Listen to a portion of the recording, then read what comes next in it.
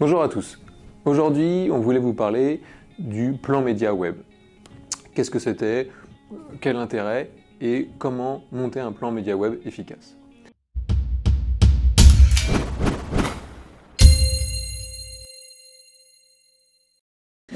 Un plan média web, avant tout, c'est exactement comme un plan média traditionnel, print.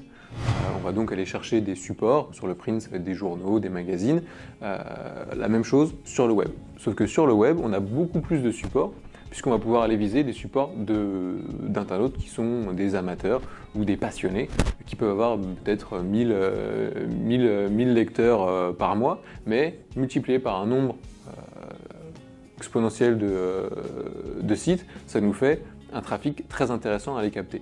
Donc on a des ouvertures intéressantes à ce niveau-là pour le plan média web. Donc le plan média web, ça va d'aller chercher justement ces supports, puisqu'ils sont très nombreux, toujours plus nombreux. Vous allez chercher les plus intéressants en fonction de notre cible pour afficher notre message.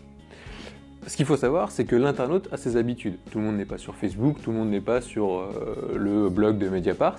Il va falloir aller chercher là où ils sont et les faire sortir de leurs habitudes pour les amener sur notre site à nous, qu'ils puissent visionner notre contenu et comprendre notre offre commerciale.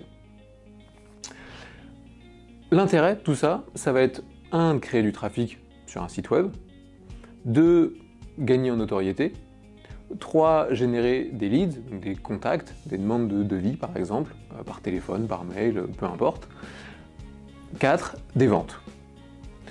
Un plan média web, ça peut être mis en place à plein de moments différents. Ça peut être parce que vous lancez un nouveau produit. Vous avez besoin de faire connaître votre produit, vous montez un plan média web pour cela. Ça peut être sur une période stratégique, parce que vous vendez des bonbons et que vous avez une offre particulière pour la Saint-Valentin. Auquel cas, vous travaillez en amont de la Saint-Valentin pour faire connaître votre offre et être le plus efficace possible sur la période stratégique. Ça peut également être sur un moment de développement commercial, parce que vous voulez développer votre chiffre d'affaires, vous voulez booster vos ventes, auquel cas un plan média web peut vous aider à obtenir ce résultat. Bien sûr, un plan média web peut être en complémentarité avec un plan média print. C'est tout à fait intéressant de jouer sur ces complémentarités. En parlant de complémentarité, c'est également super intéressant de construire son plan média web en pensant aux forces et faiblesses de chacun des médias sur lesquels on va être. Un Facebook, par exemple, va être super intéressant pour cibler des profils d'internautes. On va pouvoir cibler ces profils et on va avoir une impression, donc des affichages auprès de ces personnes pour pas trop cher. À l'inverse, un Google, un AdWords par exemple, va nous permettre d'avoir des ciblages sur des intentions. Donc on ne va pas forcément cibler des profils, mais plutôt des intentions avec des objectifs qui vont être beaucoup plus facilement être atteints, mais peut-être moins d'impressions. Donc finalement, ça va être en jonglant avec ces 2, 3, 4, 8 supports qu'on va avoir la campagne optimale. Et c'est ça l'intérêt d'un plan média web. Concrètement, comment on met ça en place? Ça va être étape par étape. Il va falloir premièrement définir les cibles, à qui on s'adresse, super important pour définir les supports. 2, définir le contenu, qu'est-ce qu'on va leur ramener? Est-ce que c'est de la vidéo? Est-ce que c'est de l'image? Est-ce que c'est du texte? Selon ce qu'on a comme contenu, on va aussi pouvoir faire matcher pour chaque cible son propre contenu.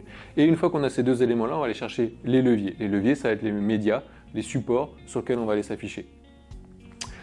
Il est super intéressant d'utiliser les classiques, mais également d'aller chercher tout ce qui est innovation. Peut-être les dernières plateformes comme Ligatus par exemple, qui nous offrent un taux de clic assez faible, mais pour très peu cher, donc du coup un trafic important pour pas cher par exemple. Donc c'est intéressant de rester quand même connecté avec les nouveautés. Bref, tout ça, c'est à définir dans un guideline, grandes étapes à passer en revue pour définir le planning, le rétro-planning des actions qu'on va mener. Et bien sûr, toujours rester agile sur le web, c'est mesurer sur notre Google Analytics. On a une vidéo qui vous explique comment utiliser Google Analytics. Mesurer pour adapter et en permanence réévaluer vos budgets. Pour ça, on vous invite à faire un business plan web. Donc on vous met à disposition certains de nos experts qui peuvent vous aider à construire ce business plan, cette stratégie en fonction bien sûr de tout ce qu'on s'est dit, mais également d'autres critères. N'oubliez surtout pas de bien travailler votre site web également pour que l'expérience soit optimale de A à Z.